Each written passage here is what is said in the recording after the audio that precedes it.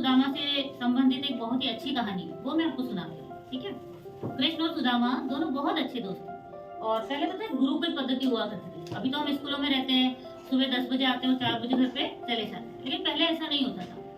जैसे ही पढ़ने की आयु होती थी और बच्चे को गुरुकुल में भेज दिया जाता था, चाहे वो राजा का बेटा हो या किसी गरीब का बच्चा हो, वो सभी एक एक आश्रम में गुरुकुल में रहकर गुरु के सानिध्य में शिक्षा ग्रहण करते थे। तो वहीं पर ही आश्रम में, गुरु जी के आश्रम में, गुरुकुल में कृष्ण और सुदामा की अच्छी मित्रता हो जाती है, बहुत घनिष्ठ हो जाते हैं। तो पहले के जमाने में क्या होता था कि आश्रम की खाने पीने की जो व्यवस्था होती थी वो सारी वहाँ की जो माताएं होती थी, गुरु माता होती थी, उनको करना पड़ता था। ठीक है। और बच्चे, विद्यार्थी जो होते थे वो जंगल से लकड़ी लाया करते थे और छोटे मोटे जो भी गुरु माता के जो काम होते थे उनमें उनका सहयोग करते थे। एक बार की ये बात होती है कि आश्रम में लकड़ियां खत्म हो जाती है ईंधन के लिए, क्योंकि चूल्हा जलाया जाता था। अभी के जैसे नहीं है कि गैस जलाया, फिर लाइटर किया और सारी व्यवस्था होती, पहले ऐसा नहीं होता था।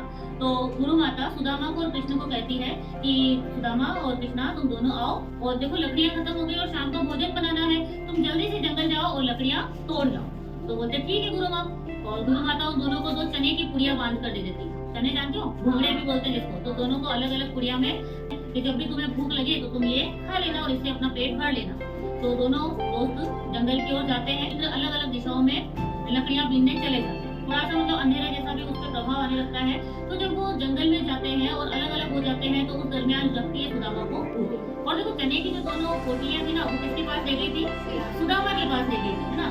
तो सुदामा मन में सोचता है कि भूख लगी है, बहुत टाइम हो चुका है जंगल में आए हुए और मुझे तो बहुत जोर से भूख लग रही है और कृष्णा कहीं नजर नहीं आ रहा है। तो वो फिर भी सोचता है कि चलो मैं कृष्णा को एक बार बुला लेता हूँ, फिर हम दोनों दोस्त मिलकर आराम से क्या करेंगे, बैठ के मजे से चने खाएंगे और पेट भरेंगे। तो वो आवाज लगाता है कृष्णा कृष्णा कृष्णा। कृष्णा की कोई रिप्लाई नहीं देता, कुछ भी उनकी आवाज सुनता ही नहीं। तो ठीक है, सुदामा सोचता है चलो कोई बात नहीं, कृष्णा नहीं आ रहा है तो उसके हिस्से की तो रखी है, वो जब भी आएगा खा लेगा, तब तक मैं क्या करता हूँ, मेरे हिस्से के खा के मैं पेट भर लेता हूँ। तो ठीक है, अब वो जैसे ही खा लेता है और तो खाने के बाद भी उसको ऐसा लगता है कि अभी तो मेरा पेट भरा ही नहीं, मुझे तो थोड़ा सा और अगर मिल जाए कुछ खाने को तो तब मुझे थोड़ा आनंद आ जाए। अब उसका ध्यान एकदम से जाता है कि कृष्णा के चने भी तो मेरे पास रखे हैं, तो क्यों ना मैं इनको खा लूं। लेकिन उसका मन अंदर से कहीं ना कहीं थोड़ा विचलित होता है, वो बोलता है नहीं, एक बार मेरे को कृष्णा से पूछ लेना चाहिए। तो कृष्णा को फिर से आवाज लगाने लगता है, कृष्णा कृष्णा गाना, मेरे मित्र तुम कहाँ हो, जल्दी से आ जाओ, और अंधेरा भी घना हो रहा है। सुदामा अपने मित्र कृष्णा को आवाज लगाता है कि वो आ जाए, उसे भी भूख लगी होगी और मैंने तो इतने चने खा लिए फिर भी मेरा पेट नहीं भरा, तो कृष्णा को कितनी भूख लग रही होगी। तो मुझे आवाज देता है, कान्हा कान्हा कृष्णा तुम कहाँ हो, जल्दी से आ जाओ। लेकिन कृष्णा है कि वो आ ही नहीं पा रहे, कहीं ऐसी जगह वो भी फंस गए। ठीक है। अब क्या होता है, सुदामा से रहा नहीं जाता है और वो कृष्णा के जो चने होते हैं उसकी भी पोटली खोलता है और वो चने खा लेता है। अब जैसे ही सुदामा के चने खाने का होता है, समाप्त होते हैं चने, उधर से कृष्णा दौड़े दौड़े आते हैं कि सुदामा सुदामा भूख लगी है, बड़ी जोर की भूख लगी है, ला मुझे अपने मेरे हिस्से के चने दे। तो सुदामा कहता है सॉरी कृष्णा, मैं तो तेरे चने भी खा गया क्योंकि मुझे तो बहुत जोर से भूख लगी थी और मैंने तुझे आवाज दी थी, लेकिन तुम तो आए ही नहीं। तो कृष्णा बोलते चलो कोई बात नहीं, आश्रम चलते हैं, गुरुकुल चलते हैं, गुरु माता अपने को खिला देगी। तो ठीक है, दोनों मित्र वापस आश्रम की ओर लौटते हैं और आश्रम पे जाते ही कृष्णा तो गुरु माता से कहने लगा, क्या बोलते हैं, गुरु माता भूख लग रही है। तो गुरु माता कहती क्यों, मैंने तुम दोनों के लिए चने तो दिए थे, तुमने नहीं खाए। तो क्या बोलता है वो कृष्णा कि गुरु माता आपने दिए तो थे लेकिन मेरे हिस्से में तो कुछ आया ही नहीं, सुदामा ने सारे चने खुद ही खा लिए।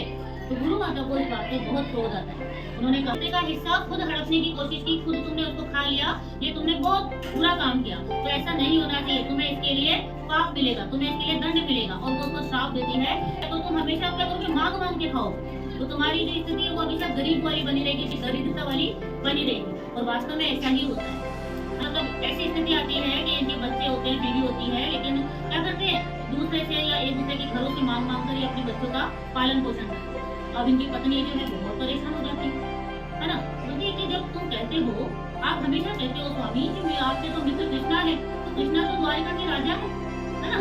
भाई गुरुकुल से जाने के बाद कृष्णा अपने महल में चले गए वापस, तो ये आप कहते हो कि भाई आपके जो मित्र है कृष्णा वो द्वारिकाधीश है, द्वारिका के राजा, तुम क्यों नहीं आप उनसे मदद मांग आते हो, क्यों इतनी गरीबी में अपना जीवन व्यतीत कर रहे हो। तो सुदामा हर बार कहते हैं कि मित्रता में कुछ लेना देना थोड़ी ना होता है, मित्रता तो मित्रता होती है, मित्रता का संबंध तो आत्मा से होता है, उसमें क्या लेना और क्या देना। तो भी उनकी पत्नी नहीं मानती है क्योंकि उनके बच्चे दिन रात भूख से व्याकुल होते हैं, तो उनकी पत्नी उन्हें नहीं देख पाती है और इस तरह से वो कृष्णा को कहती है आप अब अपने मित्र कृष्णा के पास द्वारिका जाइए।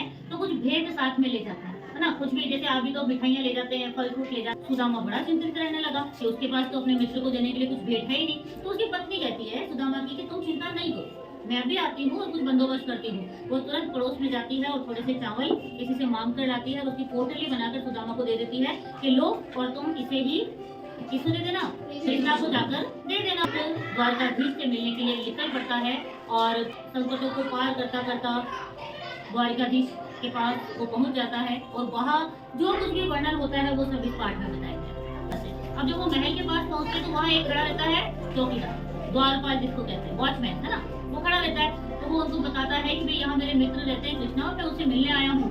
तो द्वारपाल उनसे पूछता है कि आपका नाम क्या है? क्या नाम बताता है वो अपना? सुदामा जी आपसे मिलने आए हैं।